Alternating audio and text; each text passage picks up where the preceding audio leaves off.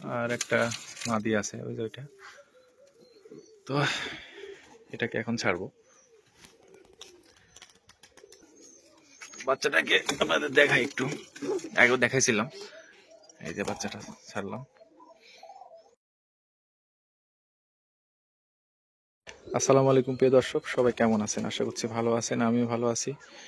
প্রিয় দর্শক, এটা হচ্ছে আমার বাহিরে যে গিরিবাজ কবুতর থাকে, মূলত এটা হচ্ছে ওই জায়গা যেখান থেকে আমি কবুতরকে উড়ানোর প্র্যাকটিস করাই। যে বাচ্চাগুলো হয়, এই বাচ্চাগুলোকে এই বাইরে রাখি। এখান থেকে রাখার পরে তাদেরকে আকাশে উড়ানো হয়, বারবার প্র্যাকটিস করানো হয়। যখন একটা আশানুরূপ একটা রেজাল্ট পাই, তখন আবার ওইগুলোকে খাঁচাই ভিতরে, যে আমার শেড আছে, যে এটা একটা বড়, আর একটা ওই সাইডে ওই শেডগুলোতে ভরে দেওয়া হয়। ওইখানে খাঁচাতে থাকে, সেখানে ডিম বাচ্চা করে বা বিক্রি করি, এ ধরনের কিছু একটা করে থাকি। তো এখানে আমার কিছু কবুতর আছে, কবুতরগুলো এখন ছাড়বো, সেটা আপনাদেরকে দেখাবো। এই যে এখানে একটা নর আছে, এই নরটা কিন্তু অনেক ভালো, অনেক উড়ে। আর একে কিন্তু এখন আমি কোনো খাবার দিইনি, প্লাস পানিও দিইনি, এই অবস্থায় উড়িয়ে দেবো। এই কবুতরটা একদম মেঘের মধ্যে ঢুকে যাবে। আগের বার মেঘের মধ্যে ঢুকেনি, কিন্তু এইবারে উড়াচ্ছি, দেখতে পাচ্ছে যে একদম মেঘের মধ্যে ঢুকে হারিয়ে যাচ্ছে। তো পাশের যে ওইদিকে কবুতর উড়াচ্ছে, পাশের বাসা থেকে। রাজশাহীতে প্রচুর কবুতর ধরাধরি হয়, কবুতর উড়ানো কিন্তু খুব টাফ ব্যাপার। তারপরে এটা এখন আমি দিয়ে দিচ্ছি।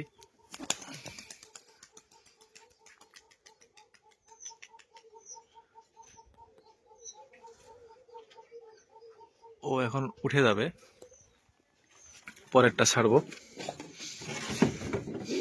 এখানে ডিম পেড়েছে, আর একটা মাদি আছে ওই যে ওইটা। তো এটাকে এখন ছাড়বো।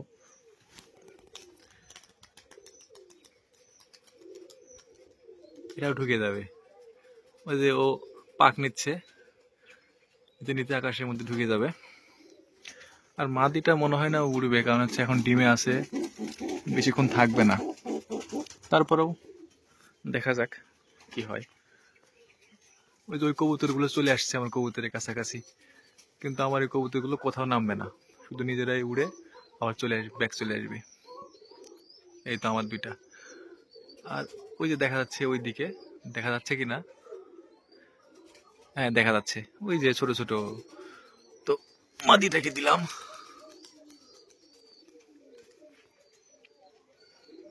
এরপরে আরেক জোড়া বের করি।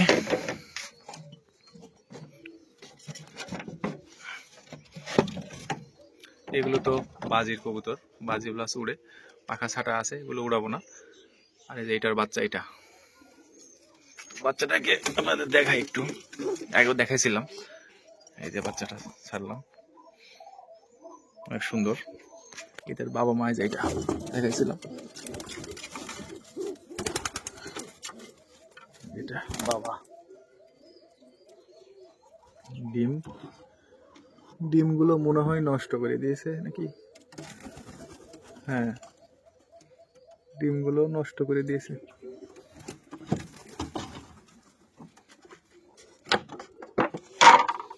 নিচে কবুতর আছে, এগুলো ছাড়বো। এইটা ধরো, এটাকে, এটারও পাখা একটু কাটা আছে, তারপরে দেখি উঠতে পারবে না, একদম পাখা ছোট করা আছে। এগুলো বাচ্চা। এই তো কবুতরগুলো ছাড়ছি।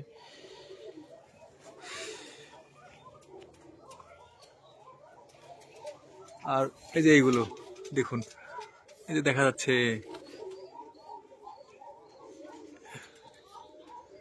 এই যে একটা কিন্তু হাইট নিয়ে নিয়েছে, অনেক হাইটে, এটা কালো সবুজ।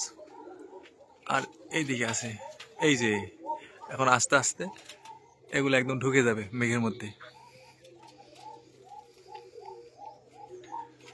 আমরা কিছুক্ষণ পরে আবার আসি। প্রিয় দর্শক, 15-20 মিনিট পরে আমি আবারও দেখাচ্ছি। এই যে কবুতর দেখতে পাচ্ছেন, এই দিকে একটা অনেক উপরে উঠে গেছে, আস্তে আস্তে মেঘের মধ্যে ঢুকে যাবে। আর এই যে একটা দেখা যাচ্ছে কালো, এই যে ছোট্ট ছোট্ট কালো যে মাদিটা আছে ওটা হচ্ছে মাদি কবুতর। ওটা এক জায়গায় থাকে না, পুরো এলাকা রানিং করে, মানে দৌড়ে বেড়ায়। তো ওর সাথে দিয়েছি তো একসাথে উড়ে, এই জন্য আর কি আকাশে হারিয়ে যাচ্ছে না কবুতরটা। দুইটা নর, সাদা দুইটা নর দেওয়া আছে, ওর সাথে উঠতেছে, কিন্তু এবার উঠে যাবে। আমরা আবারও কিছুক্ষণ পরে আসি। প্রিয় দর্শক, সাদা একটা ঢুকে গেছে মেঘের মধ্যে, আর এই যে একটা দেখতে পাচ্ছেন যেটা ওই সবুজ মাদির জোড়া, ওই নটটা আজকে ঢুকলো না, মাদির সাথে উঠতেছে আর কি। আর পাশের পাশের বাসার যে কবুতরগুলো টোপ দিচ্ছে, ওই কবুতরগুলো উঠছে নিচ দিয়ে, কিন্তু আমার কবুতরের ধারের কাছেও নাই, ওগুলো একদম নিচে আর কি কবুতর নামানোর চেষ্টা। এই যে দেখতে পাচ্ছেন, এই যে এই যে এই যে এই যে এই কবুতরগুলো মানে টোপ দিচ্ছে কবুতরগুলো নামানোর জন্য, তো নামবে না আমার কবুতর। এই যে ছোট্ট ভাবে দেখা যাচ্ছে।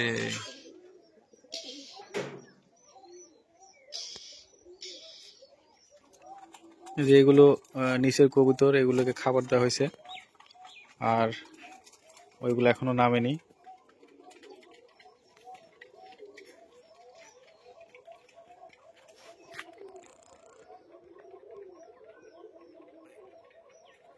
এই যে দেখা যাচ্ছে দুইটা, এখনো অনেক সময় লাগবে, প্রায় এখনো আধা ঘন্টা 40 মিনিট পরে নামতে পারে। প্রিয় দর্শক, আজকে এই পর্যন্তই। আরেকদিন অন্য কোনো ভিডিওতে আবার দেখাবো। সে পর্যন্ত সুস্থ থাকুন, ভালো থাকুন। আল্লাহ হাফেজ।